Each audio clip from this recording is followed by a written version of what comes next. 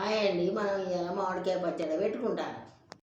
మామిడికాయ ముక్కలు మంచిగా తుడిచి పెట్టుకోవాలి.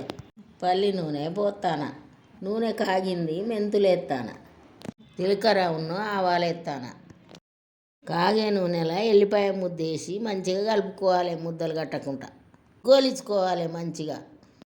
కిలో మామిడికాయ ముక్కలకు 100 గ్రాముల కారం కొలిసి వేసుకోవాలి. జీలకర్ర మెంతుల పొడి అందాజ కొద్ది వేసుకోవాలి. ఎల్లిపాయలు మన ఇష్టం ఉన్న అన్నీ వేసుకోవచ్చు. తీసిన ఎల్లిపాయలు పోసుకోవాలి. కిలో మామిడికాయ ముక్కలకు 1/2 కిలో ఉప్పు పోసుకోవాలి. ఆవపిండి అవసరం ఉన్నంత వేసుకోవాలి. అన్నీ కలుపుకొని మనం మసలబెట్టిన నూనె అందులో పోసుకోవాలి. నూనె పోసినాక కారపొడి మంచిగా కలుపుకోవాలి. మామిడికాయ ముక్కలు కలిపిన కారంలో పోసుకొని కలుపుకొని ఎత్తుకోవాలి. ఇప్పుడు నేను చూపించినట్టు కలుపుకొని ఎత్తుకుంటే సంవత్సరం పాటు ఖరాబ్ కాకుండా ఉంటుంది. మామిడికాయ పచ్చడి సూపర్గా ఉన్నది.